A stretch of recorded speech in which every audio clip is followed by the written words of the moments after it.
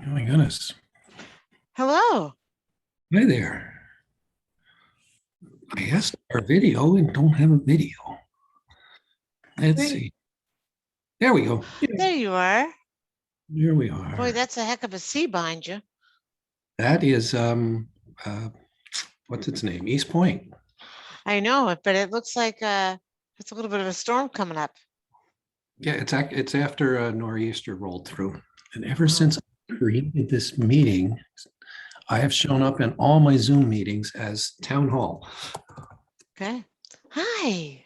Hello, ladies. Good to see you. So Judy, what have you become the distinguished speaker for? Oh, I speak for the Society of Quality of Assurance. And Well, so anyway, it's very impressive to have that on your web page. thank you very much. Yeah, I teach their quality college, and I teach quality and process improvement and stuff like that. But thank you. Thanks for noticing. Oh yeah, so what does it mean you actually do? How big are the groups and how do you? Society of Quality Assurance has about, I don't know, 1,500, 2,000 members. The quality colleges, when we run them, the classes that we run, we average about 30 people at a time, and we run them twice a year. So And Wow. what do you do? Do you have them? Well, tell us what you do. I'm interested. oh, so I teach root cause analysis, and it is really to get auditors to get away from being finders to start being solution seekers. We really, let's not keep finding the same thing. Let's figure out what's actually wrong. And so Yes. it's just to help them change the way that they focus. And I'm a process improvement expert. So just to help them, because, you know, they're geared, their skill set is defined, but not to, and it's also to teach them the softer skills about how to get people to, because quality doesn't own the problem, right? It's not our process, but we can facilitate getting to the answers. Yes. I can go on all day long, Barbara, That's because I love interesting. writing. I Thank should you. have taken your darn course. I've been working now for what, a month and a half with a company all about, it's going to sound really trivial, but it's not trivial at all. Being able to produce a certificate of analysis that is customer specific. And here's the rub. It all goes out through a 3PL logistics network. So they lose control and they lose the batch integrity as it marches its way out through the 3PL network. That is fascinating stuff, Bob. You're starting with the whole process mapping of where they are and where the gaps are. You should, yeah. Someday I'll share the process. Gosh, that's fun stuff. And, you know, it's a lot of fun because, you know, if you're particularly nosy, which I am, you get to learn about everybody's processes. It's great. It's great, isn't it? It really I love is walking into places and it's like, oh, that's how they do that. Right, right. And sometimes you don't even actually, you know, you draw a map, you stand back, you go, and they all go, we do that? And you don't even have to say anything and they pay you anyway. It's great. Yes, I know. That was part of our project was when we went in, we said, look, everybody only knows their own little bit of it. And part of our project here is making sure everybody knows the whole damn thing. Right. Okay. Thank you. Well, hi. How many folks do we have? I'm not even sure how many we need for a quorum. So who did we lose this season? You have a total of, hello everyone, by the way. Hello. Hi. You guys have 7 members right now. Your total is 9. Oh. Who did we lose? Well, you were always down 1. And you lost Jeff Lewis, which was then replaced. No, replace. Oh, well, replaced. But one of those vacant seats was filled. Yep. And we lost John Fulgham too. Oh, we lost John. That's right. Yeah. We lost John. I will say that Allison and I have been meeting and talking with Jeff Lewis a lot, and we're going to give you a lot of those updates tonight. And I was hoping he could be on here tonight, but honestly, I forgot to send him the information and, but, the last time, Alice and I met with Jeff, I kind of like planted the seed with him, like, Jeff, come on, you love this stuff. You love this stuff. Like, come back to the FinCom. And he was like, oh, well, maybe I'll think about it. So he might, he's such a value to you guys. He's such a great mind when it comes to, getting into the weeds of the financial stuff. And he's like, since we've put him on these projects, I mean, we get multiple emails a day from him. So it's almost a little glutton for punishment for me and Allison, but he's just so good. He's so good. So we might be able to. Yeah, and I've bumped into a few times on walks as well and kind of said the same thing, like, dude, you're doing the work already. So Yeah.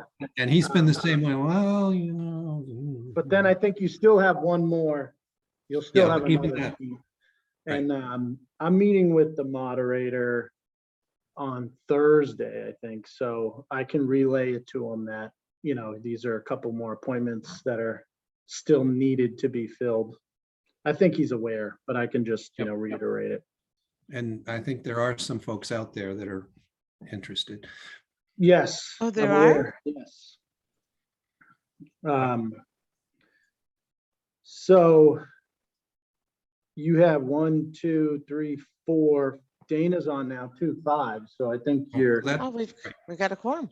We've got a quorum, and we will call this meeting of the Finance Committee to order. Present from the Finance Committee are, reading in Zoom order, Bob Vanderslice, Barbara Beatty, Julie Tarmy. Hit the little arrow. Who else do we have? Dana and Judy as well. Julie, are you going to take notes?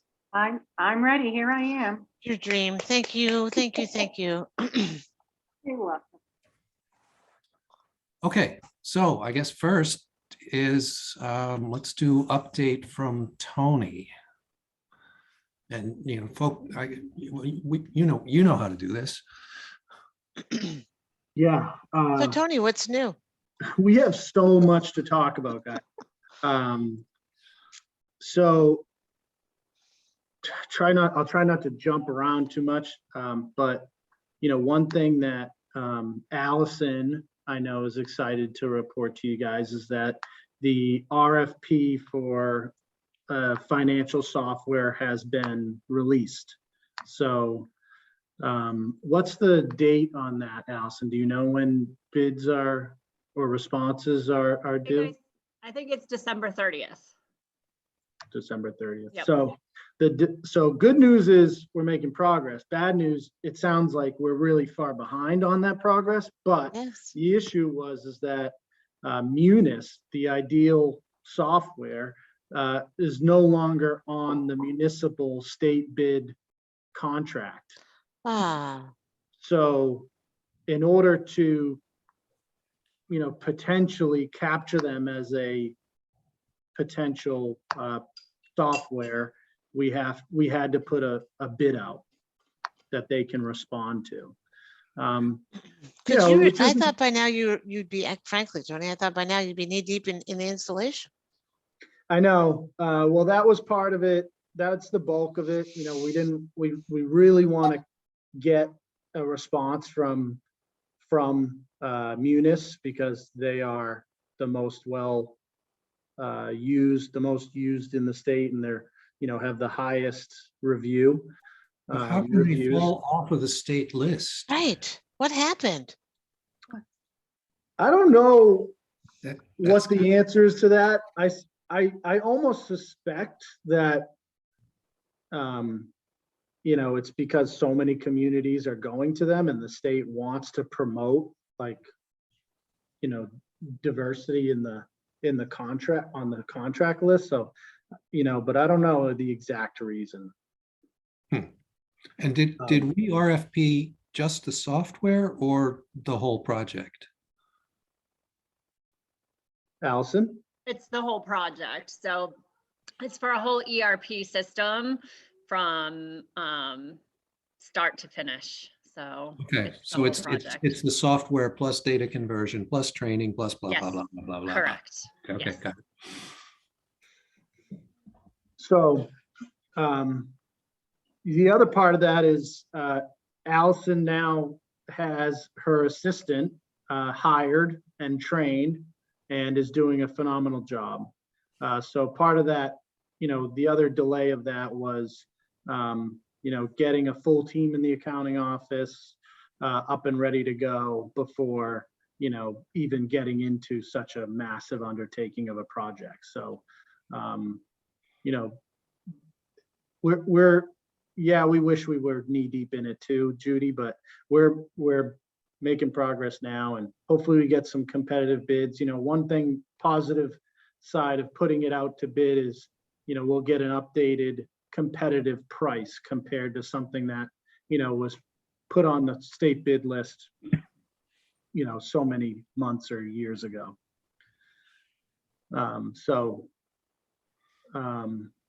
That's that. On the sewer project, it's up and going. You can see that. Yep, the most of the bypass is close to being finished. Like they are probably like 80% of the way there on the bypass, and they hope to be connecting to it this month before the end of December. So they're doing a great job. They're moving right along, and we have progress meetings with them every other Thursday. We are, very happy with that company. Okay, and they're tracking on budget. We just got like our first pay request just like last week. So yeah, it's hard to tell, but nothing to be alarmed. Yeah. about. Okay. So we have this interesting challenge in front of us when it comes to sewer, which rolls into the, things to potentially talk about for next town meeting. As this is a significant piece of the puzzle, but it's not the entire puzzle. There's a lot more sewer work to be completed. We submitted our our 3-year capital plan for II work, which was a requirement of the administrative consent order from DEP. We submitted that to them early December. We're waiting for a follow-up call with them on that. Wait, Tony, what's II work? II is what it really stands for is inflow and infiltration. And what it has to do with is essentially leaky sewer pipes where water is getting into them, either because they're broken or because there's an illegal inflow of like a, downspout or sump pump, something that's not supposed to be going, water getting into the pipe, it's not supposed to be going in there. And it's something that DEP is really cracking down on across the state. Well, it's good that they're cracking down on it, because that also could be water that's got contaminants in it. Right? It's good that they're cracking down on it. Financially, we don't want to be, when we have high tides and high water events like rainstorms or surge, our flow to the treatment plant doubles. So you're paying to treat water that doesn't need to be treated. You're adding stress to the system. So it's good in that sense. It's challenging in the other sense that there are more critical issues in our system that are not listed in the administrative consent order, such as our pump station at Ward Road, our satellite pump stations around town, and the force main from Wharf from the Willow Road force main. And then, looking out 10, 15, 20 years, the rest of the force main that goes across the causeway, basically from the bank to the rotary.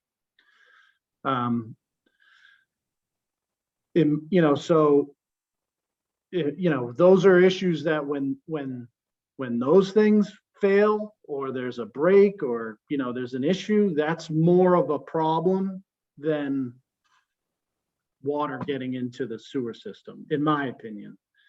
But we have an administrative consent order saying you have to solve these problems. So it puts me in a tough spot because I don't want to add more stuff to the administrative consent order. I don't want to be like, well, DP, we have all these other problems that are more important, because then they're going to add Look, it we in. missed this. Yeah. And so I have to explain to them the funding issues and how we're trying to distribute it appropriately. So on the II thing, we've already cameraed all of our internal sewer system, as much as we could, our internal sewer system. So we know where the issues exist. They're prioritized. They're mapped out. They're not designed yet, but creating a schedule on the repairs of that, and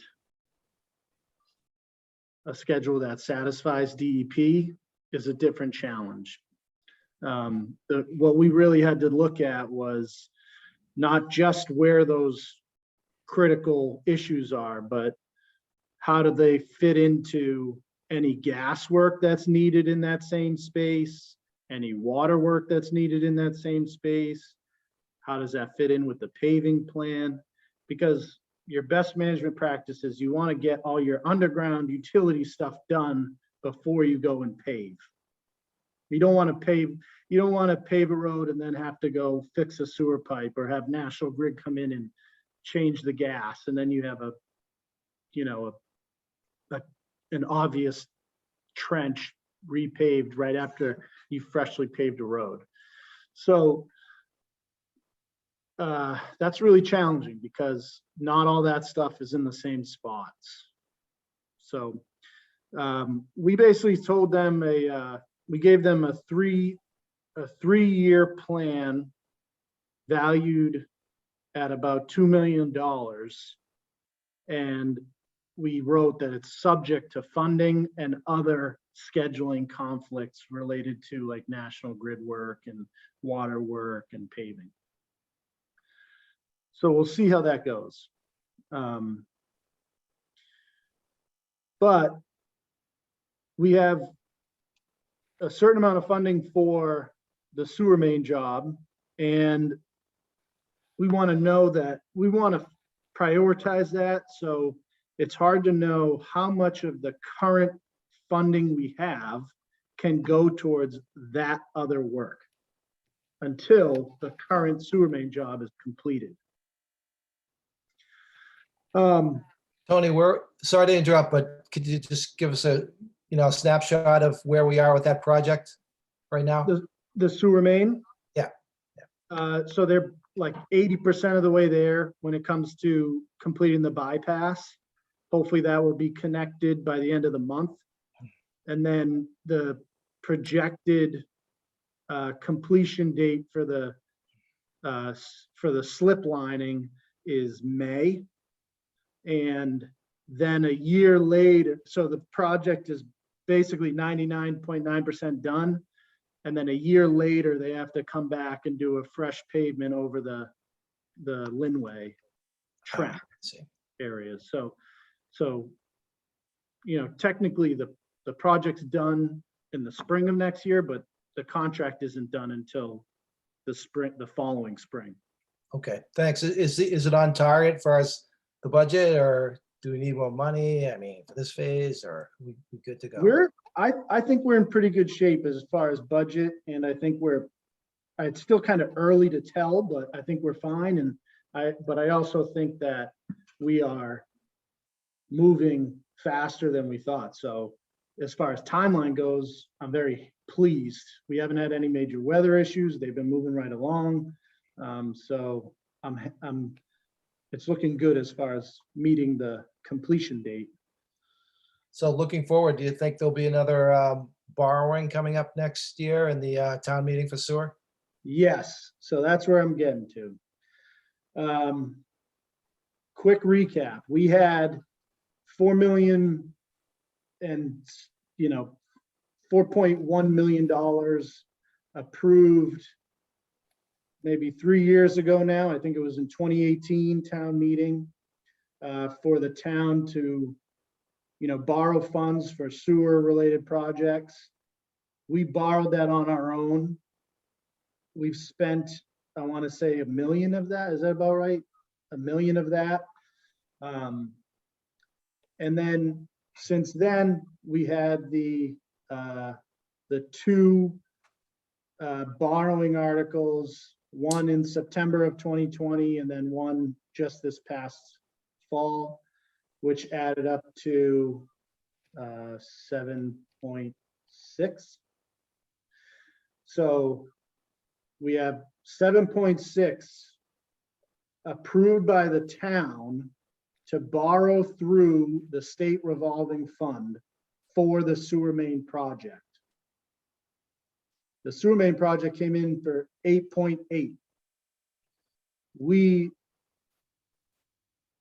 up until just a little bit ago, which is what I'm going to get to, the plan was to use the $3 million from 2018 that we borrowed on our own to pay for the difference, from the 7.6 to the 8.8 or whatever it may go over. If it goes over 8.8, we have a total of 10.6, I guess, right? Well, CLF, or not CLF, but the sewer revolving fund has sent us a letter saying that they have approved us for, Allison, what's the number? 9 point? I think it's 9.7. So the sewer revolving fund has approved us for 9.7 million. The town has only approved us for 7.6 through the revolving fund. So technically, we have $2.3 million authorized to be borrowed for the sewer main project through the state revolving account that has not been authorized by the town yet. So, options. Oh, no, wait, I just want to say that. So I'm going to have to go back and look, but the article that authorized that borrowing very specifically says under the state revolving fund ? Yes, that article from just this last town meeting and the one from September 2020 adds up to 7.6 million with the language that allows us to borrow that through the revolving fund at a low interest loan. Okay, so there's that 2.3 or whatever it is that we could still take advantage of under the low interest loan. So, Or we could just go out and borrow it at regular market rates. That's a good idea, Now- Bob, but also what about a grant? I mean, No, I'm not suggesting we do that. I'm just now we have, I didn't think so, but now we have, option D would be the grants, right? I mean, it's the stimulus money, and then the state budget has a lot of surplus right now. You've been following the news reports, if that's true. So, grants. so, But Tony, grants- hang on for just grants- a second. There's one more piece to that. I thought you said we're expecting total expenses of like 10.6. Yet we're only authorized to borrow 9 point something out of all sources. So there's still, So let me or- say it again. So 2018, town authorized the town to borrow on its own 4.1. We borrowed it. We've spent, we have like 3 million of it left. That money is borrowed under the town's own borrowing mechanism and is generally for sewer infrastructure. Yep. It's not specifically for the sewer main. It can be used for sewer, anything related to sewer, essentially. So it's, Tony, did we already borrow that? we did, yep. So we borrowed the 4, we've spent about 1 million. We have 3. But why do we borrow it if we're not using it? We are So using it. we But issued hasn't been short used term. yet. If it was authorized in 2018. So it happened in the spring of 18, and at the time, this is gonna get into like a long story, Dana, I'm happy to. Sorry. But at the time, the town's capital plan was to borrow $4 million, 3 consecutive years, and the plan of how to spend that focused more on like II work than it did the sewer main. When I came in August, we re-looked at that plan and said, the sewer main is the big issue. Let's prioritize the funds there. And so we hired Wright Pierce. We got approval through the state revolving fund. You know, we did the bid, so it kind of evolved. So now we have $3 million borrowed through the town under its own mechanism, generally for sewer work. And then we have $7.6 million borrowed. Well, I'm going to say borrowed. Technically, we haven't borrowed it yet. The sewer revolving fund is more like a construction loan. So you submit invoices and they reimburse you. But Was for that the the sake special of town this, meeting number? The 7.6, was that the special town meeting? yeah, well, split over 2 different ones. Oh, The okay. special town meeting this past winter, and then the September 2020 meeting, which was actually that year's annual town meeting, postponed because of COVID. okay, so if So- we want to like net this out, right now we have $3 million in what I would call like unrestricted borrowing funds available for sewer work, any sewer work. And we have $7.6 million of restricted funds, and they're restricted in the sense that they have to be borrowed under the state program and used for the for the Lindman main. project. For the main. Got it. Now, the 7.6 is what's authorized by the town for us to go borrow through the state revolving fund. But the state revolving fund just sent us a letter saying, you guys have been awarded 9. Sorry, Allison, 9.7. 7, yep.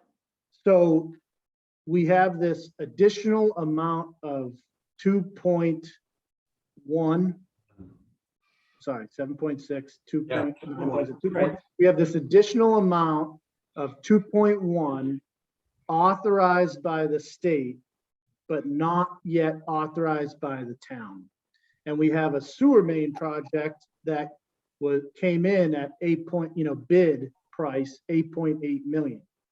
So we were going to say, okay, before we got that letter, we said, okay, we got 7.6 of state revolving fund. We'll supplement the difference with the 3 million we have left over from 2018.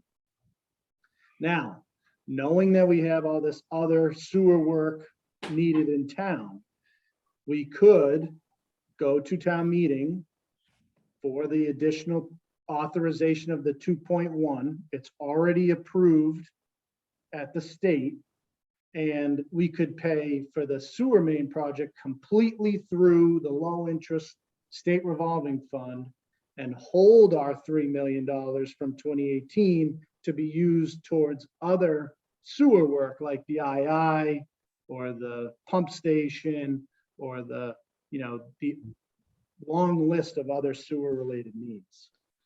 Tony, is there a payback period? Like, is there a certain, is the money, are we required to pay back at a shorter period of time? I'll have Allison answer that. She's better at it than me.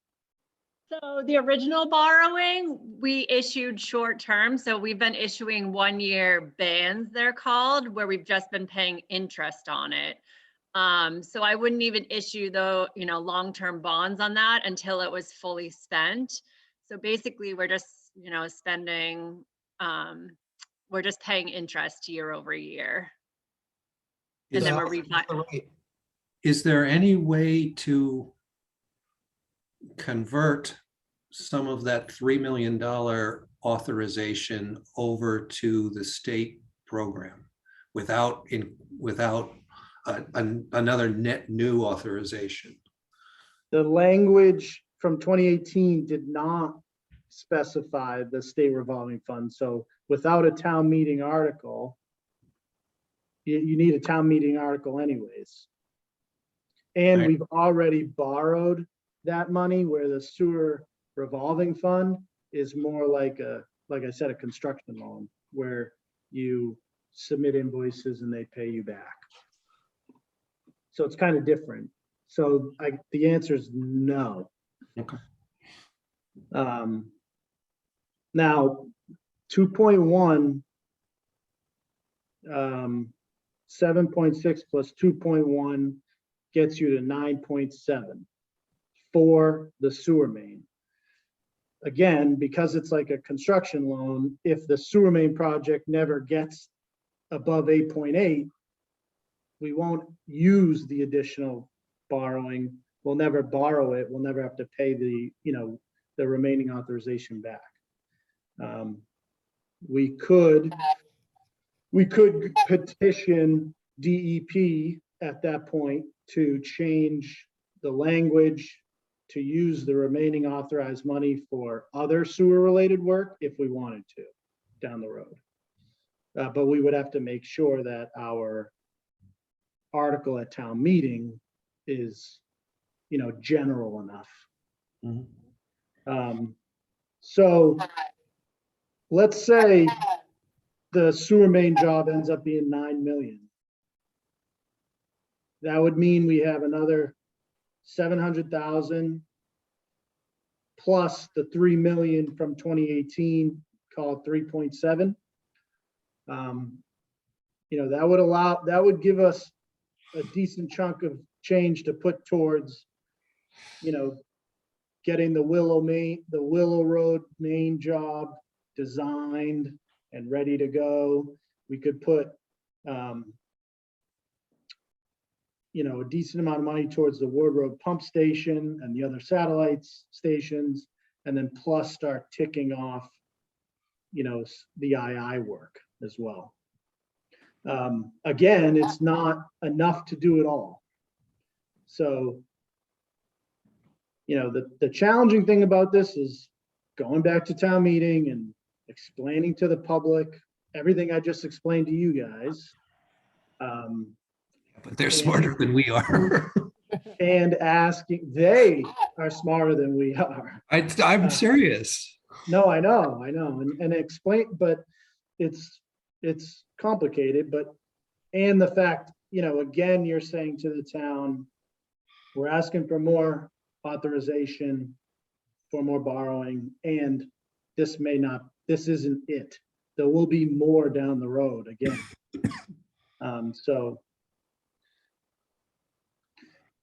So that's on the plate.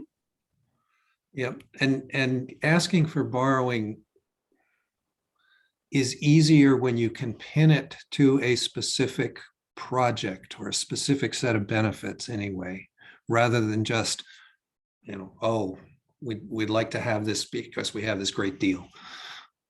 You know Now, what I mean? yes, and quickly to touch on what Dana was saying, there are other pockets of money out there regarding grants or state funds. The The federal infrastructure bill, you know, supposedly is going to have a ton of funds.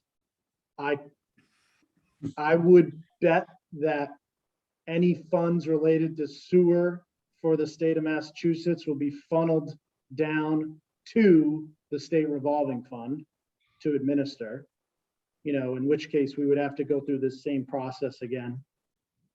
The ARPA funds that we have received related to COVID impact stuff, sewer, water, stormwater, those are eligible expenses that, so long as the project meets the same criteria as the state revolving fund requires, it's an eligible expense. But we only got $1 million. And when you're dealing, you know, as you guys can hear, like $1 million doesn't really make an impact when it comes to pipe work. We only got $1 million from who? Through the American Recovery Act. Ah, okay, so that was a grant. Yes. Okay, And there's a ton of different guidance about what's And has that- eligible expense out of that. Has the $1 million been spent? No. No. So that's on top of all the borrowing we just talked about. I wouldn't really characterize it that way. It's a total separate thing because there's a ton of different eligible expenses that you can use that money for. Oh boy, okay. And like I said, you know, the way that I'm looking at that is the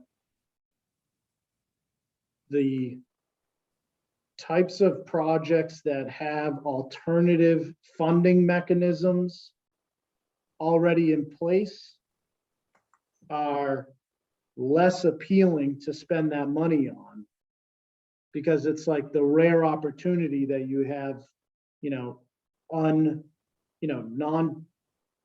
it's taxpayer dollars in theory, but local revenue appropriated funds to spend on these types of projects that maybe there isn't borrowing options or grant options out there for. So those types of projects are more appealing to me to use that money for. Obviously, the other stuff is anything COVID related is eligible. That's a whole nother, there's so much guidance out there, and no one really to ask questions to, unfortunately, but we're working on it. So So the town meeting, would the town meeting vote to spend that $1 million on various projects? it's not required. It's not required. It doesn't require a town meeting vote. Okay, but who makes the call then? I don't know. I don't know. Is it It's- Tony we don't Barletta, know. or is it the selectmen, or? So many towns are doing it differently. But I guess, you know, technically speaking, it could be any of those options. It could be, you know, me, it could be the Board of Selectmen. I mean, theoretically, I guess you could go to town meeting for it, but you're not required to. So, you know, we have only been spending the money on necessary COVID-related stuff to this point, because we really haven't gotten definitive guidance from the state, nor really has any community up until recently. So we're still dissecting, you know, how that money can be spent. Right, but if we have this amount of money, and not saying all of it should go to the sewer, but to avoid borrowing, this borrowing is not free. It's reduced, you know, it's not below market, but it's still, there's a cost to it. And, you know, we've got a lot of borrowing to look at in the future, so it's something we should think about. Some of it should go to the sewer. Yeah, it's definitely on the table of things to be considered to spend the money on. I'm just saying my preliminary look at it is the value of those dollars are more, that those dollars are more valuable for projects that you don't have a borrowing mechanism for, that you don't have a low interest loan program for. But I understand, you know, you could spend $1 million on, I don't know how to, it's just that like the cost of sewer work or water work is so expensive. You don't get much for $1 million, you know? So it's on the table, it's definitely being considered, Dana, but that's my preliminary thought on it. Thanks for giving us a big update on that, Tony. Appreciate it. And just making some comments based on, you know, the amount of money we're talking about. And I can, you know, I could guess some people in the town, you know, looking at what another borrowing, how much more, and, you know, where's the end, right? Well, I wish I knew. I wish I knew, but unfortunately our entire system is 50 years old. I think that's the problem, right? It's not that any of us are crazy about borrowing, but it's not, what's the alternative? We need a sewer system. Well, and when it comes to II work, we have to, because we're under the administrative consent order, we have to make progress on that stuff. But when it comes to the more critical issues like the pump station and Willow Road force main, we have to make improvements on those, because if those things fail, that's way bigger of a problem. We're running into like what we did with the Linways force main. So, you know, you have like two pressures on two separate things that, you know, we can't just like avoid the issue. So I don't know. You know, preparing myself for another sewer speech at town meeting though. But it doesn't mean that we're going to borrow it. It just will authorize the town to be able to borrow it so that the money is readily available if we need it for the sewer project. Not that we're Right. going to do it, but if we need it, it's authorized. Right. Right.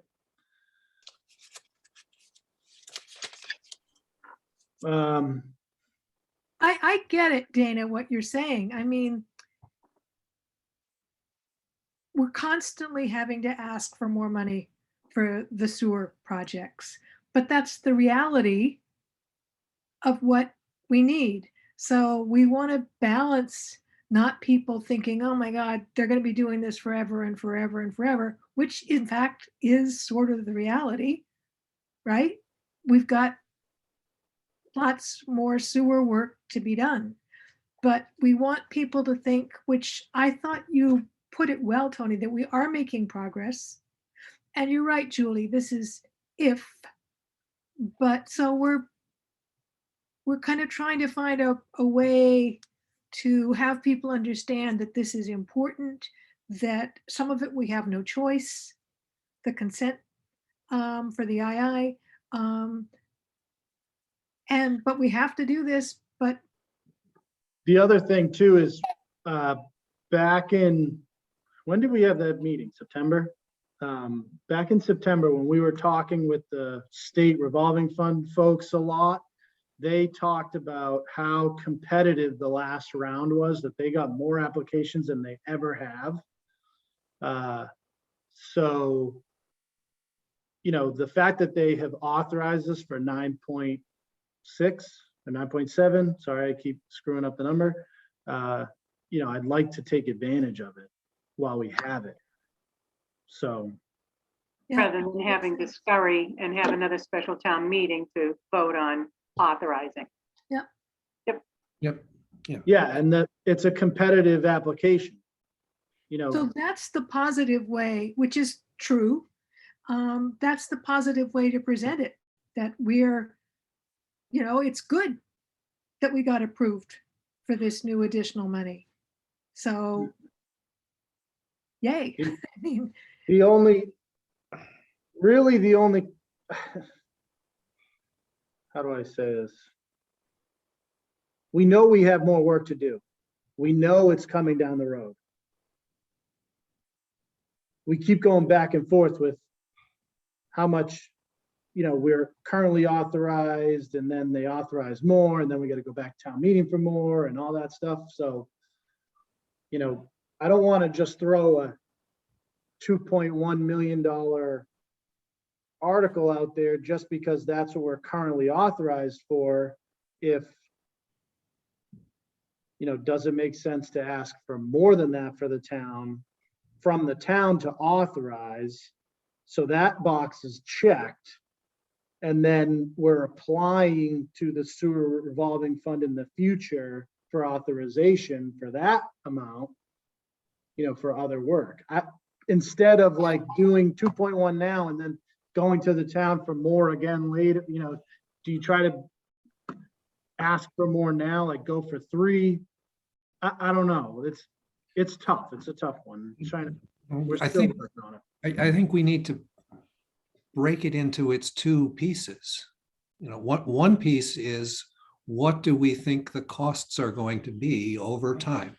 Here's what we are planning to spend it on. And look, we have a plan, so this is not, knee-jerk reactions to unexpected problems as they occur. Cost side of it, revenue side of it. Here's where the money's going to come from and when. Right? So we got this chunk of money that we can use from the state at very attractive rates. We have grant, we have some borrowing from the town, and here's kind of how we expect to be able to roll that out and match it against the cost. And, to Dana's point, just because the town authorized us to go borrow more doesn't mean we can't be aggressively, trying to get grants and things of that nature at the same time. Right. And it's possible that that there's grants in the form of reimbursement because down the road, because the feds, like Allison and I were talking, and her words, which I thought were good, was like the federal government isn't trying to slow us down. They don't expect towns to wait until these potential grants come available to do work. They know this work needs to get done. It's core infrastructure. So they may be open to reimbursable grants, even though in other words, the work's already Even though done. the work has been completed? Potentially, yeah. But like I said, I really think that, like, for instance, that ARPA money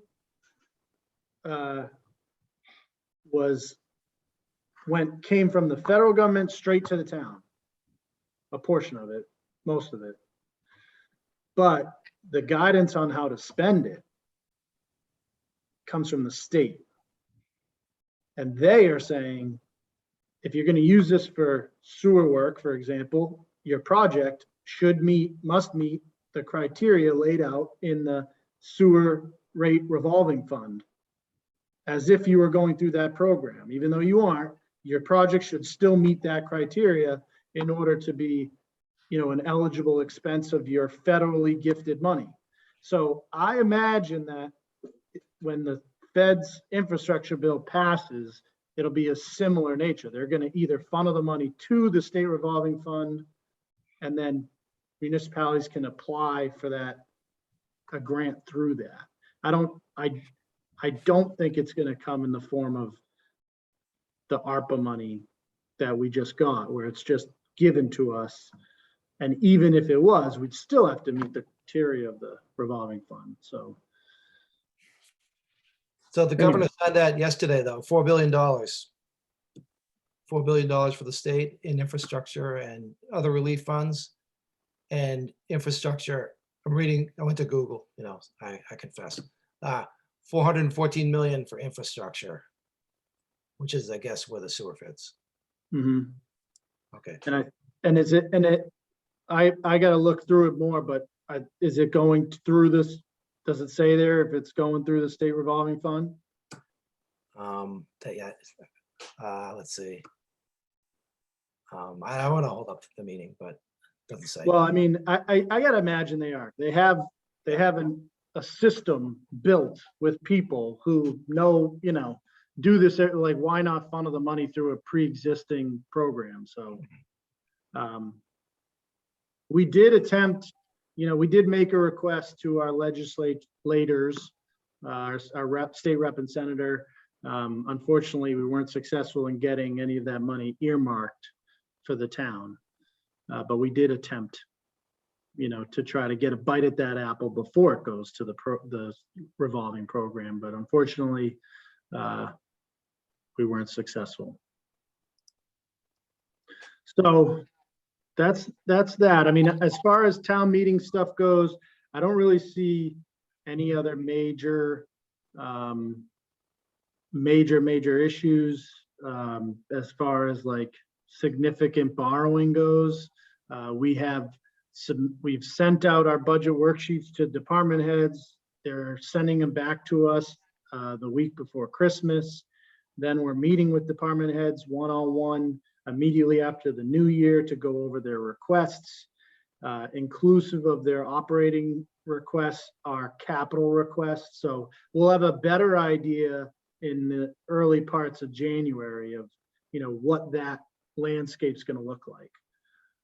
And I guess we'll be able to get access to those projections in January. Right. Okay. Right.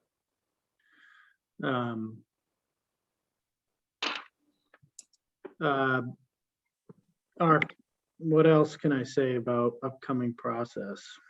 So I throw a couple of things out. One, we haven't talked about how will the town fund these sewer things? Are we going to try to build it into rates? Are we going to send it through the debt shift again and put it on real estate taxes? Well, there's that issue. I think there's probably a discussion to be had about inflation.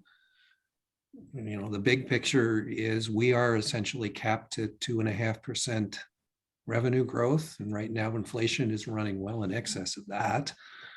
So how is that going to impact us? And there seems to be a growing issue about drainage down at the lowlands, or at least there was at last town meeting. So can you kind of touch on? We've met with a stormwater engineer out, on site. We've walked through the sewer system. The stormwater drainage system of the lowlands. We've walked through the whole path of the ditch system. We showed them, the easement where the pipe is. So they are working on putting together a feasibility study of, what's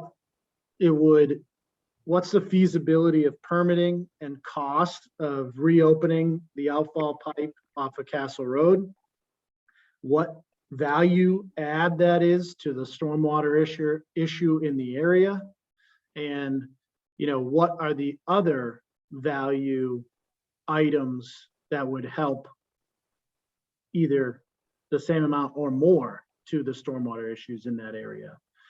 At the same time, we've applied for a $1.2 million grant through the BRIC program with FEMA, we're still in the early rounds of application there, but in all of our conversations, they love our project. And that project is to increase the height of the Short Beach Dune, which builds resiliency. We've also met with mosquito control to continue the progress of maintenance on the ditch system so that it's working properly. And hopefully this winter we'll get like another 500 feet or so done. Where one of the issues with the ditch system is that there's multiple culverts crossings along the trail between Ward Road and Flash Road, and then there's another one in the, in the golf course. And we are seeking quotes to potentially apply for funding from CPC for trail improvements, to change those culverts to bridges or box culverts instead of the current system. So essentially you have a downward pitched ditch system, and at 5 points throughout that, you have a crossing that is a little bit higher than the bottom of the ditch. So it creates still water in between each one of those gaps. So the ditch actually flows really well, and when there's enough pressure. So we're trying to improve that trigger point by lowering those culverts so that the water flows more consistently. But, will we have an answer on that before? Oh, and then we not only did we apply for 1.2 million for the Short Beach project through BRIC, but we submitted a second application for a hydrology study of stormwater in that area too. So there's a lot of irons in the fire on that one. I don't think we're going to, I don't know if we're going to be ready for a borrowing article from the town, because I don't think we're going to have the answer to that feasibility study before the time is due to submit an article. I can't say whether the residents would be coming forward or not, but again, we're trying to make a data-based ask, and I don't know if the data will be there for that. But I have, as I always have stated, I have the utmost confidence in the current system and the current guys and the pumps that we have, that we can dewater faster than we ever have. This past year, we had the most rainfall of all, in the summer, like of all time. The golf course flooded for the first time in God knows how long from rainfall. Usually Yeah, it was a miserable summer. Usually the golf course floods from storm surge. Or storms. Yeah. And we dewatered it in half a day on one pump. So, there are improvements to be made, but I'm very confident that, we'll be able to respond to a flood-like situation in a timely, efficient manner. So I'm happy where we are, but there's more progress to go. Now, the residents in that area may have a different opinion. You guys know, the challenge there.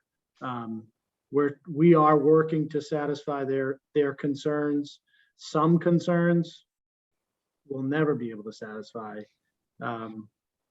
Subgrade water issues in the lowlands will always be there. So, as long as we can prevent public health emergencies like flood, above grade flooding issues, that's the goal. Down the road, we have a lot of FEMA stuff we're trying to get done. And once we finish those projects, we'll be in a better position to apply for new mitigation grants.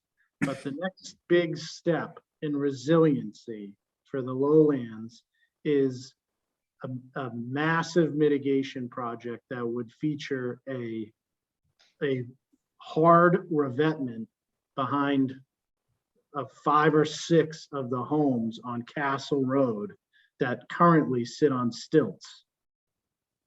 That is years down the road, but that would be a huge difference maker. So I don't think we're going to be submitting a borrowing article for lowlands drainage issues as of right now for this town meeting. Tony, what So happened? go ahead, I'm Judy. sorry. I'm sorry, I thought you were done with lowlands, but when you're past that part, can you tell us what's up with the Coast Guard properties? Coast Guard properties, everybody's been, notified that they have until September. We have 3 of the properties have been vacated. 2 of them are in actually good shape. One of them is a nightmare. So I talked to the management company and said, if you can get $1,500 a month and you have someone needing a place to stay and they understand it's month to month and they need to be out before September, you can use one of those properties. You can re-rent it. The other one that's in good condition, I want to try to leave vacant but ready to go in case, God forbid, anything happened to one of the other units that people are living in between now and September. We have a place to move them to instead of having to go like fix a roof for 6 months. Makes no sense. The That's third good one, planning. the third one is, going to be shut down. We're going to shut the water off to it. We're going to turn the electricity off it, button it up. It's in terrible shape. It's not worth investing any money into it. But we're not going to do anything with that property until we move a little bit further in the process of the subdivision and the A&R and all that permitting stuff. So I have heard, some rumblings through the grapevine that there may be an effort to revisit the Coast Guard housing in the form of a town meeting article. Oh I God, please don't let that happen. I don't have any details. I don't know. I really don't have anything more than just, I understand there may be an effort to revisit. But that's not coming from the Board of Selectmen or not my office. That's just kind of rumblings in town. So Bob, you brought up the debt shift. We've been working with Jeff Lewis on that issue a lot. So just as a reminder, the debt shift is a revenue issue. It doesn't go in front of the town for town meeting. And technically, you guys don't have a role in that decision. However, you are the best people to advise and recommend the Board of Selectmen in making that decision. It's ultimately their choice on how we bring that up. So I've been working with Jeff because he's, been thinking about this, and it's crazy how, he's getting into the weeds on it, and it's great work. And what I'd like to do is present, with Jeff to you, what we've worked on, and hopefully get your, blessing to then be presented to the selectmen. And the ultimate goal there, or I think, correct me if I'm wrong, but I think the ultimate goal is that the debt shift, the problem we're trying to solve with the debt shift is that there are non-tax paying entities who are not contributing towards the costs of these sewer repairs because they don't pay taxes. There's no debt shift rolling over that. They're not contributing. Looking, so we thought at first, we said, let's not shift the debt at all. Let's keep it on the utility bill. This way we capture everybody that's paying towards sewer, that way. But there's a better way to do it, in my opinion. And Jeff has done the research to support that. And the law actually says that the debt shift is not, well, it doesn't technically say, but the intention of the law is not to provide a benefit to non-tax paying entities. So what we are trying to do is look at those non-tax paying entities, assume that they did have to pay taxes. What would be the amount of the debt shift that they would have to pay? And then take that amount, assess it to them through their sewer bill, water sewer bill, and not shift that amount to the tax paying entities. So now everybody in town is paying the same amount. It's just coming in through a different revenue stream. I think that's a better way to do it. We started off by looking at the first option of what if we didn't, how equitable, what would be the impact if we didn't shift the debt shift at all? And what we did was we looked at, looking at last year's rates for the average family household, what did they pay in for a debt shift? So if all of us on this call had a house assessed at $700,000, we're all paying the same amount in a debt shift. So then we said, okay, let's pull, and 700 isn't, do you remember, Allison, what the average house? It was I more don't than know off the top 700. of my head. I can try to find it quickly while you're talking. Well, let's say it was 700. I think it was more, but let's say it was 700. We then said, okay, let's pull, 6 houses, 6 properties valued at 700,000 and look at their usage data on That's the water side. right. That's the key, though, is that, ideally, it should be based on consumption, Yes. right? And it's not based on consumption. It's Uh, based on property value, which might be a good proxy for consumption, but might not. And clearly in the case of non-tax paying entities, it's not. I guess it's debatable whether it should be, based on consumption or not. I don't want to debate it now, but let's put it this way.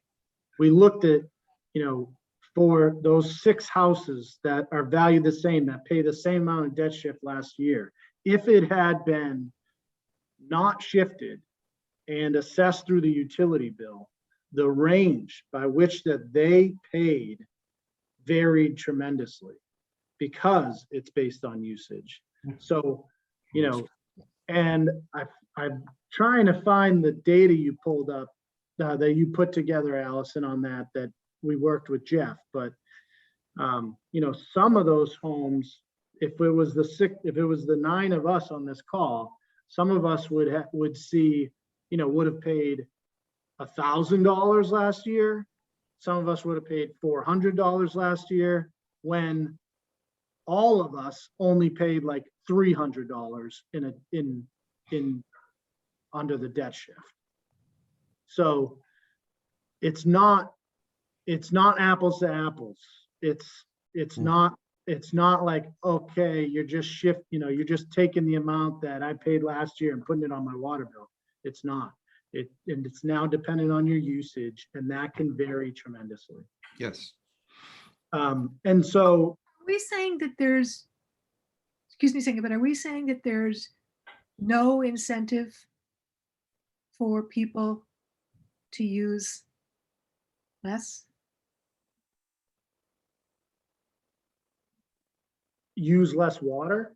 No, that's built in, right? I mean, there is an incentive to use less water, but with this, the differences have to do with how many people, or do we know what's behind the fact that there were those very large differences? I mean, anything can, it can be just, your usage habit. It could be the number of people in your home. I mean, Jeff must have been thinking about what are the main variables. I'm sure he's been thinking about that. Yeah. And yeah, and we did, but the other thing that presents somewhat of a challenge when you start basing it on usage from an administrative standpoint, having a consistent benchmark of usage year after year is important, in my opinion, because sometimes we bill from, May to September, but sometimes that period, comes a little bit early, comes a little bit late. It shifts. It's not always the same dates every year. So now, you know, your, let's say what typically is a 4-month billing cycle ends up being a 5-month billing cycle. Your usage is way higher. Your bill impact, you know, builds on top of that. It becomes very impactful for the user. One thing we're hoping to get to, which by the way, this is a potential eligible expense under the ARPA funds, is because we're about 10 years away from the last time we invested in water meters, is smart meters that provide live data usage information.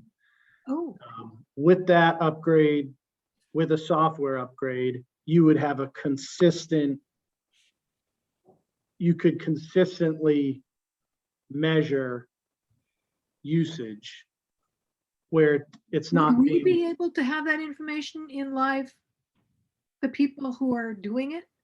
Or would it just be for the town? I would love to have that information in live. yeah, potentially, yeah. I mean, you could go downstairs and look at your water meter every night and see how much water you used that day. So, And there are aftermarket products too that you can add. Oh, okay. I don't know what they are, but you know, the other And it doesn't side of change our water bills, so. No, it doesn't. It doesn't. But if you really want, you know, like the worst case of the other side is the way it is right now. If you had a house that was assessed for $2 million and it had two people living there, they would pay way more in water, or at least capital portion of water, than a $500,000 house with 5 people in it. Bob's right. I mean, obviously he's right. So there's a balance, and that's what we have to come to. That's what we have to figure out. I can tell you that,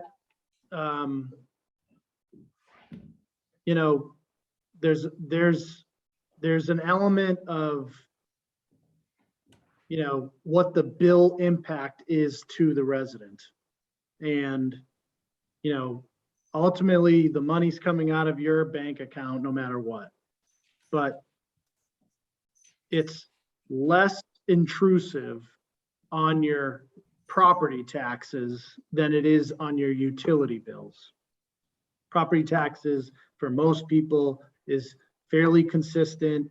It comes out of your, you know, mortgage or escrow, whereas your utility bill comes not randomly, but relatively consistent 3 times a year, and it fluctuates. In the summertime, it's huge. You know, your bill for the summer period is huge, and then the wintertime comes down. And, you know, do you get that every January, May, and September, or does it get shifted? And you know, it's not something that your average resident accounts for when they're budgeting their own personal finances. So it's a little bit more impactful, I think, to the resident when you start charging that capital dollars through the utility bill. So if the goal is to solve the problem of non-tax paying entities contributing to the cost of this infrastructure, I think the solution is keep it as a debt shift, but don't shift the amount that they would pay if they paid taxes, and take that amount and charge it to them as a capital fee on their utility bill for the non-tax paying entities. That captures everybody. Everybody's paying based on the same, you know, the same theory, and everybody's contributing. And do you intend to have some sort of a proposal for this upcoming town meeting? Is this something we're gonna? No, it's the Board of Selectmen vote on it in June. So again, it's not a town meeting issue. So it is something that I Okay. would like to have figured out and have the Board of Selectmen vote on for the next fiscal year. So by June. You know, so maybe down the road, when we have, you know, those smart meters and able to do more definitive, you know, measurement of usage, it's something that we could consider. But Yeah. I think for now, the way to go is the first option. Yeah, it is a financial issue though, so we could address it in our recommendation book, I would think, even if it's not a vote that's going to appear before the town for their decision. It's your book. Right, it's our book, and if that helps out in any way, we can do it. Yeah. Yeah. And you kind of pointed to it in the last book. So, Yep. you know, you kind of owe a follow-up anyways. So It's really important that we get Jeff to talk about this, because he's, as you said, we all know this. He has been, boy, has he been looking at this. So yeah. can The we other thing, have the him other come thing, to our next meeting, or how do you think about how we would want to he hear? said he would come to this one, and then I dropped the ball. So I'm sure he'll come to the next one, and hopefully it's as a member once Right, again. right. Is there some way we can appeal to him? Like if we all, I'm going to tell him all the great things you guys said tonight. yeah, will you please? And tell Can you him, put tell him that can you put the compliments in the record, Julie? tell him we really, really, really, really need his expertise. Something about him walking on water. We'd really appreciate him to come back, Oh, please. I like that, walking on water. Right, right. Oh, I was gonna stop at handsome and smart, and you guys, I No, like the no, walking like on water because we're talking about water. I water. love that. Yeah, The other thing we've asked him to look at is our fee schedule. And he's doing a ton of work on that. I mean, there's 1,000 data points to look at. And, you know, I think he's got fee schedules. I had like 15 different towns. I think he went and got like another 15 or more. So he has somewhere between like 30 or 40 fee schedules from neighboring municipalities. And he's put it in this huge spreadsheet that's like a mile long, printed out. And we're trying to, you know, we've talked about like, you know, we can't do it all, but if we can maybe target certain fees that may make larger impact, and depending on how complicated they are, you know, to address for June for next fiscal year, we're doing that. So what we're really looking at right now is building permit fees. There's 500 data points within that schedule, but he's done an amazing amount of work on that. And the next step is for him and I to meet with the 3 building inspectors and kind of talk it out and see if we're, you know, heading in the right direction, what they think. You know, I do think that when it comes to fee schedules and proposed changes, I'd like to get that proposal out by like February, the latest, so that the public has an opportunity to see them before they go in place in June. And with that one, you know, we may go further than just the inspectors and reach out to some local contractors to see if they would review it. So we're working on that too. So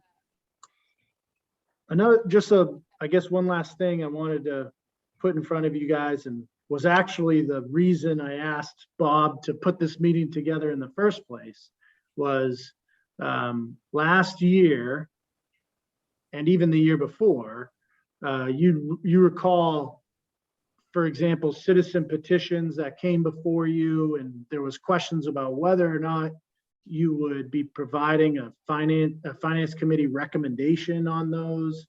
And at one point, you had looked up finance committee, like rules and regulations from a neighboring town. I forget, I want to say John did it or Perry did it.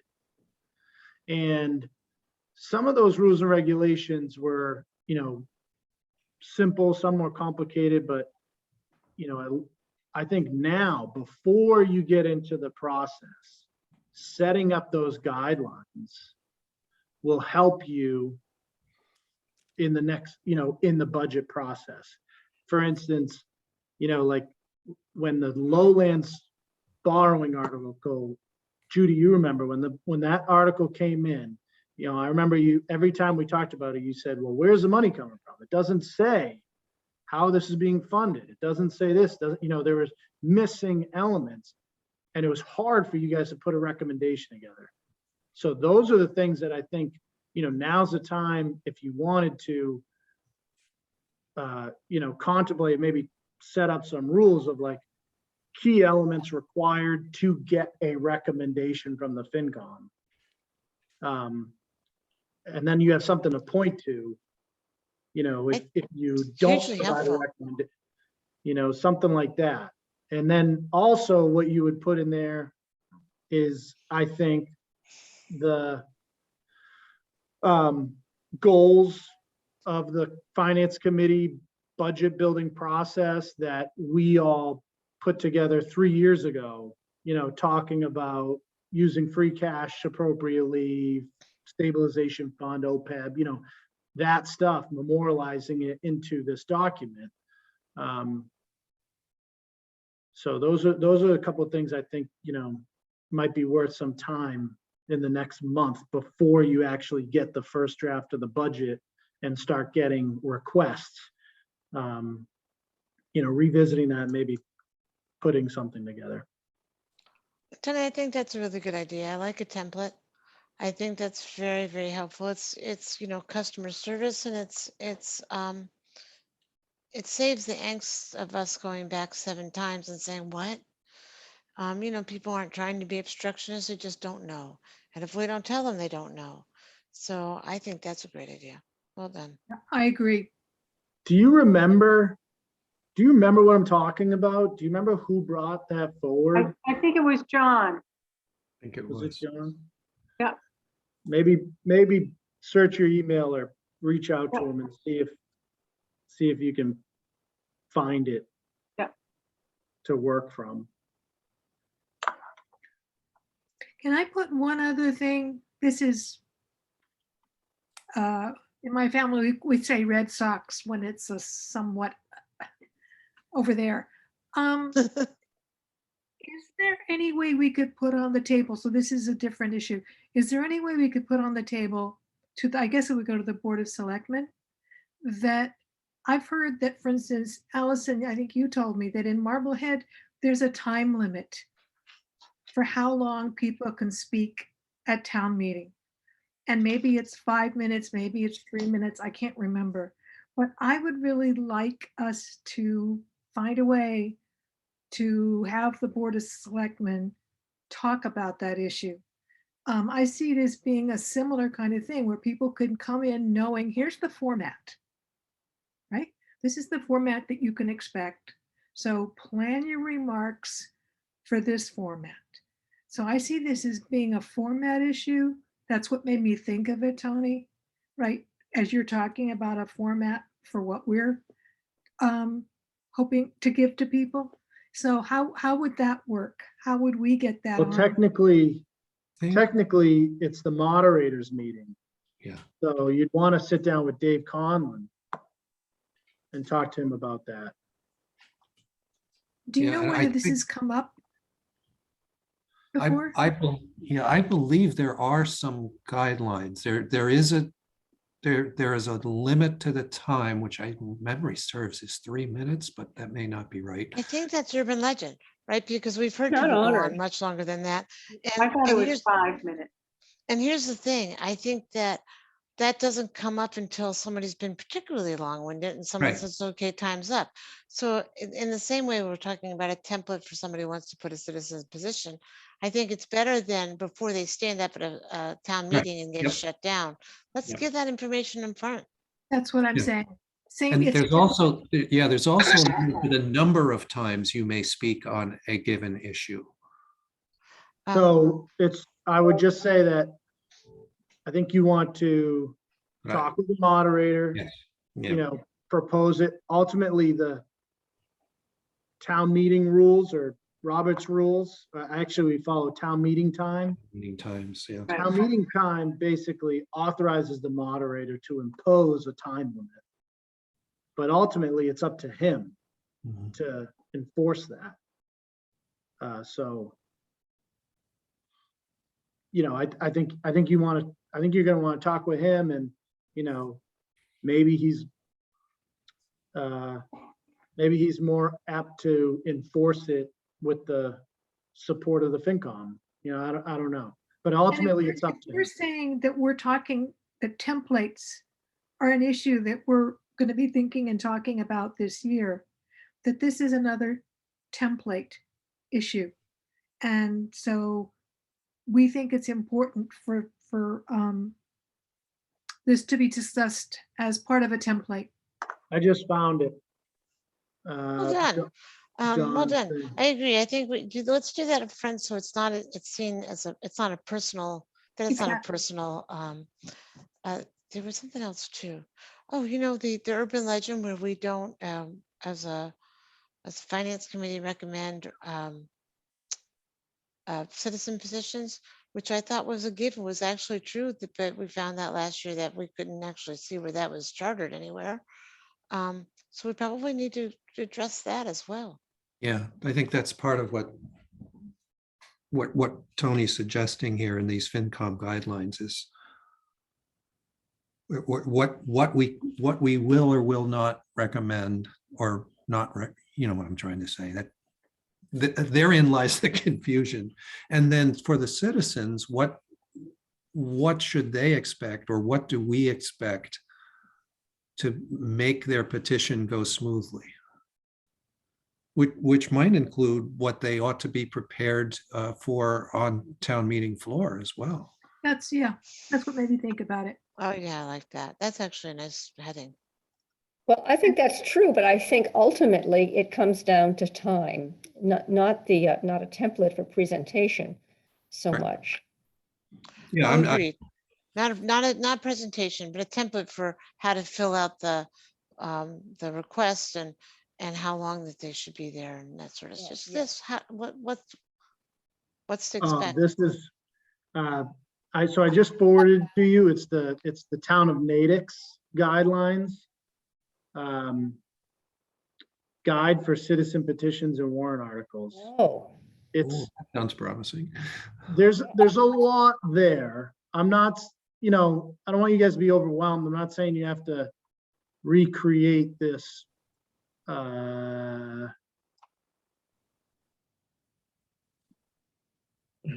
This 44-page document, Oh, that's gonna scare the dickens out of somebody.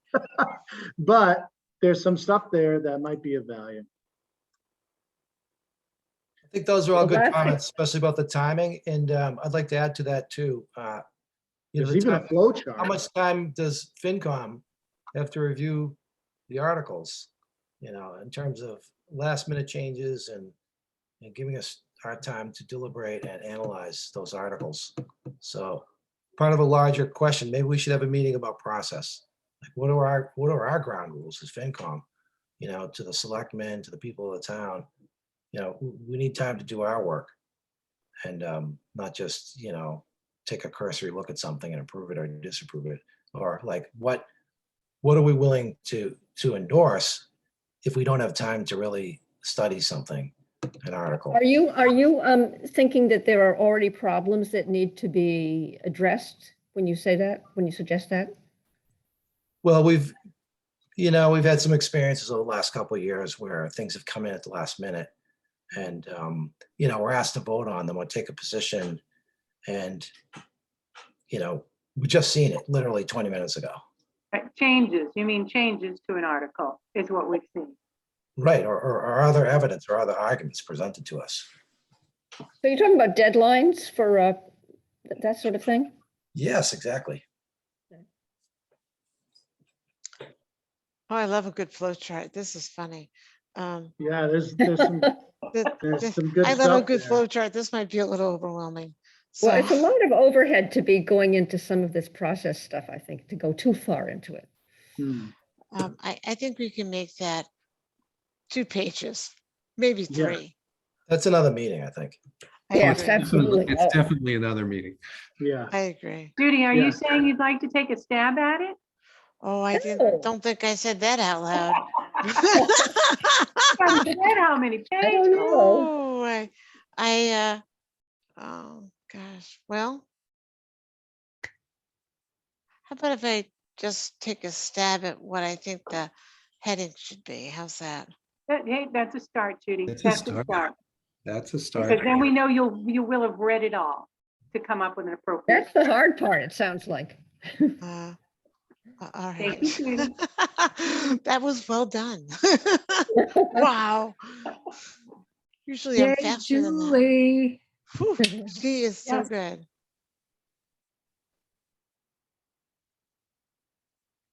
All right, so that's all I have. That was a lot, Tony. Thank you. Yeah, this was a great thing to kick it off. When do you see meeting again? Early January? Well, you guys, I would suggest that, you know, if you guys are going to try to tackle that guide, and want to hear from Jeff, I would say before January, but given the holidays, like, it's up to you. But for me, I mean, you guys aren't going to have a draft of our operating budget, and I'm not going to have you know, borrowing, you know, article ideas until, you know, end of January, February. Because people have, I think the charter says you have until January 30th to submit a warrant article. So I'm not going to have like that full picture until really the end of January, February. But that doesn't mean you guys can't start meeting to more casually to kind of start planning this stuff out. Because once February hits, there's a big push, gets busy. Town meeting is going to be May 21st. So I'll put together a schedule for you guys, but I mean, generally speaking, you need to be done with your book almost like a month before that. A month before town meeting. So you're saying April 21st, or at the very latest, the end of April. Yeah, to give time to get it to the printer, get it, you know, printed and mailed out by the, you know, the book needs to be in the mail, needs to be on doorsteps a week before town meeting, needs to be in the mail a week before that, needs to be at the printer like 10 days before that. So, you know, generally speaking, and whoever does it is going to be a newbie at compiling that book. So, you know, generally you have from February to, you know, beginning of April to, you know, work out your, you know, to have your meetings with department heads, to, you know, look through the budget and start putting together your recommendations. And then I would say you're using, you know, April 1 to April 21st to, you know, finalize your recommendations and your book and stuff like that. How about we do this?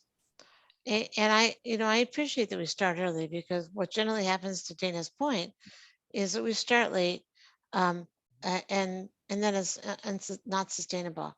But how about if we get a regular meeting on the calendar every other week, every week, and we first start to talk about a structure, and then we get the cadence, and then by the time we're done with the structure, we'll start actually talking about budget, and then it's not a scramble. So if you put the meeting notice out, and just as a reoccurring event, we get the Zoom meeting, the event is on everybody's calendar. It just seems more consistent, less Yep. Absolutely agree. whirlwind. Yeah, that's a good idea. By structure, you mean schedule? Yes. We would know Yeah, in yeah, advance good we're idea. meeting on these dates, and we put them all in our book. And we wouldn't Yes. have to like constantly be talking about when's the next meeting. We would know. Yep. Right. I think that's a And wonderful. when you iron that out, Bob, or whoever is submitting the meeting notices, I can show you how to set that up as like a reoccurring Zoom. So it's the same login every time. You know, it's a little bit more streamlined as far as like scheduling the Zoom and Right. even the meeting notices. Yes. Like you could technically submit a general meeting agenda that reoccurs to the clerk, right? You took With the the- words right out of my mouth. Thank you. With the same Zoom info, but if And then- you are going to be deliberating like a controversial or high profile issue, you want to amend that Right. So we- specific agenda to add it Right. 48 So hours ahead of time. we could get it out there and have it posted for whatever frequency we desire, and then amend particular meetings for their individual content. Yes. Cool. That would be awesome if we could do that. Yep. Right. So Once why you don't we, figure out why don't, your- well, your- we're all here. Let's look at our calendars. Is there a day that's, Tuesdays are good for me? Just throwing that out there. Are Tuesdays Tuesday- generally good for everybody? Tuesdays are good for me. Tuesdays are good for me. Yep, they work I- for me as well. Tuesdays Tues- are generally, I mean, depends on the Tuesday, but they are not good for me. So All right. How about Thursday? Thursday's better. Thursdays are not good for me, at least through the end of January. Uh-huh. How about Wednesday?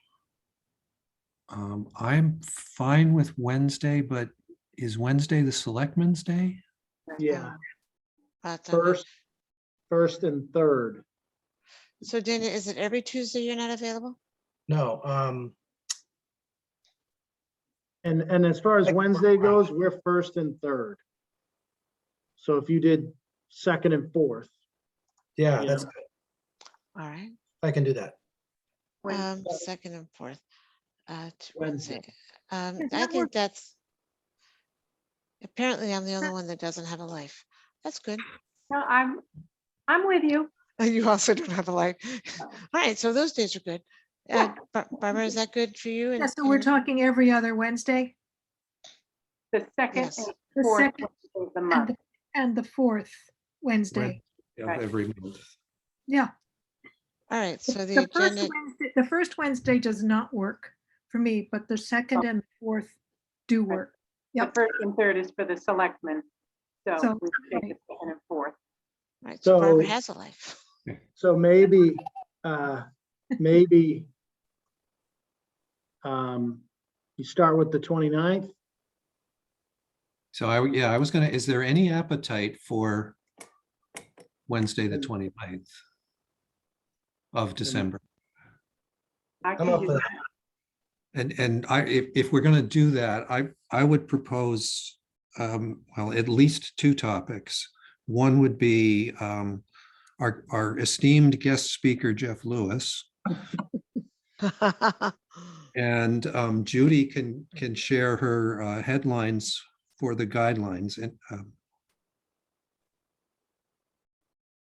And stuff. then I've got one which we haven't touched on yet as well. So I may as well do that now. So I asked Allison, and she was kind enough to prepare. How the heck do I share my screen in Zoom? Spotlight, hide, stop, mute. All right, anyway, so the idea behind this was, can we prepare historical financial statements that are organized rather than by department, rather than by public safety and general government and school and public works and all that. Just very simply, all salaries and wages, all operating expenses grouped together across all of the departments. And of course, there would be debt in there as well. So that we could look at it, as trends and across everything rather than by functional area. So we have the start of that. Allison, thank you. I do have some questions on it before I share it with everybody. I think it's just a little, it's confusing to me too. So when is convenient for me to give you a call? I think we need like half an hour and Whenever you're available. so just like give you a call. So if I Sure. gave you a call at maybe without even looking at my calendar, 1 o'clock tomorrow, would that work? I think that works for me. Yes. Okay, cool. All right. So we would add that to whatever our next meeting is. So we have 3 topics for next week, for whenever our next meeting is. So the question is, do we want to tackle Wednesday, the 29th of December, or should we just go into January? I think we should do try to do the 29th. I can't tell you, all of a sudden, I really like this. All of a sudden, it's in my head now, and it's like, okay, every second and fourth Wednesday, every second and fourth Wednesday. I mean, I love that. I can just put that in my book, and it's in my head. Those are FinCom days. Love it. Cool. So I think we should try to do the 20. If some people can't come, fine. But I'd like to do the 29th. I'm And then I could be available. starting. I think our schedule, when, as Tony drew it up with, is terrifyingly short. So I think the sooner we get going, the better, which says I yes to the agree. 29th. And, Yeah. and just for set expectations, even though we just said Wednesday, second and fourth Wednesday, I think as town meeting gets closer, we may Oh. find ourselves adding weekly Right. meetings, perhaps for yeah. the last Sure. month. Oh, for sure. Yeah. Goes without saying, unfortunately. Yeah, come February, going into April, you might be switching to 2 days, two Yeah. separate days, Yeah. or one a week or every week or something. But if you end up going to every week, you have to switch to it. I can't be there, the same night as Right. Board of Selectmen meetings. So, but we Okay, can figure that out later on. But at Yeah, least as things develop, the 29th sounds good to me. I'm just second and fourth. I'm with you, Barbara. At least schedule, 29, January 12th, and January 26th. Get those booked, and Yep. you got the next 3 meetings scheduled. yep. Good. Okay, all right, so, I'd book them all. I mean, I just recommend book them all. yeah, all right, so I'll get those posted. And hopefully I'll figure out how to get the Zoom links to be consistent. Well, if you come in, are you coming in tomorrow or are you calling? I'm calling. I'm not gonna be in town. Well, maybe Allison will transfer you to I can help you with that after your call.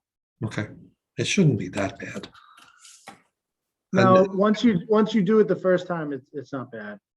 So All we're right. just scheduling 3 more for now? Is that the idea? Yeah, or we We're could, gonna keep- At least. I book them all the way to May. Would you please? I would too. yeah, I'm gonna Just book get at them in least, there. at Yep. least through the end of February. Yeah, I go all the way. I would through. book all the every Fine. other Wednesday ones, All the and way then to we can May. add as we go. I I agree. agree. Okay. So be it. I agree. Book them all and then we can add in other days. Then we're gonna start needing them, but let's get them in there. So I gotta jump. All right. I think we're Thank good. you. Yeah, Thank so you, guys. one last tee up for our next meeting on the 29th. Typically, we've appointed or volunteered liaisons to various departments or organizations for their budget. And we've gotten pretty granular about it. I think given our few numbers, we should just do the same thing, but keep the categories broadly. So we would end up with a liaison for all of the major categories that are in the budget. So it would be general government would have one person, public safety, which would be both police and fire, would have a single liaison. There would be a liaison for the school. There would be a liaison for public works, which is water, sewer, rubbish, and the town portion of public works. We might think about divvying that one up because that one is got a couple of controversial topics in it. Culture and recreation would be the final one. So think about, is there any of those that you're really passionate about or particularly well qualified to deal with? And What then was we, the last one? I'm sorry, Bob. culture and Culture and recreation. recreation. I like that one. I like school. And Oh, I had okay. actually started doing school a little bit with John, and that, because that had been his, so put me down for school.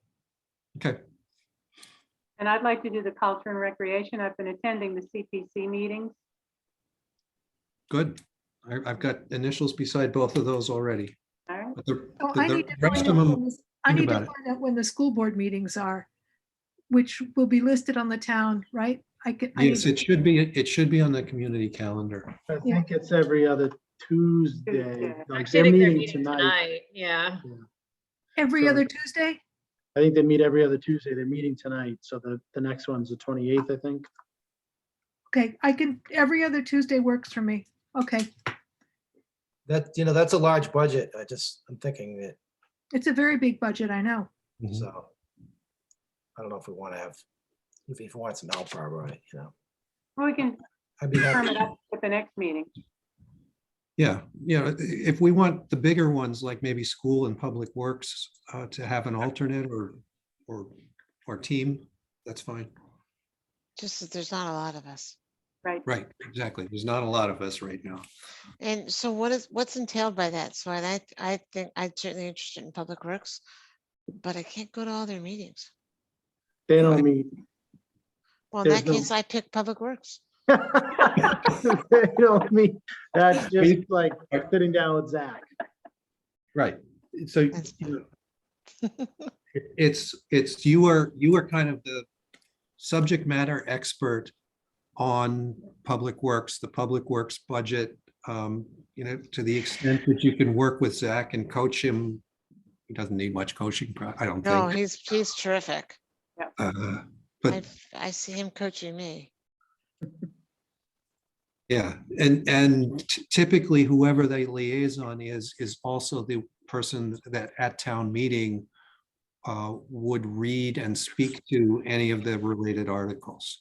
Yeah, that's fine. Okay, all right, so I got a Jay-Z next to Public Works. I'll have to look at the departments and see if Yep. any of them seems feasible for me.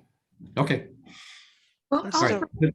also, Deborah, if we decide we need 2 people for school, I mean, we both have background there.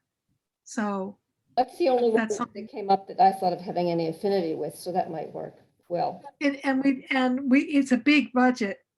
So it might make sense for us to share school, to both be on that. Go for that. I'm still recovering from Coast Guard. So Deborah, does that sound okay? Do you want to I would sign up for that, so sure. Okay, Tony, did So, you need Bob, to, what is- did you need to head out? Yeah, I'm gonna jump. Thank you, All guys. right, thank you, Thank Tony. you. Tony. Thank you. Bob, you're host, right? If I leave, you're good. I think. I set up the meeting, yes, All right. so I should be the host. All right. Good luck. Goodbye, everyone. I'll talk to you. Have a Thank you, good, Tony. I guess, have a Merry Christmas. I'll talk to you after the holiday. yes. All right, Happy thank you. holidays To you Happy and your holidays to family you. Thank you. and your kids. Thank you. Thank you. Yeah, Right, all of them, new and old. I know. All right. Thank you, guys. All Bye, right, Tony. bye-bye. He's left and we're all still here. Good. Yep. But Alright. we are almost done. Public forum is an agenda item. I think we only have one member of the public here. A second one came on, so there are two. Oh, we have Kathy Martin as well, but Right. questions or comments for FinCom from either Michelle or Kathy Martin?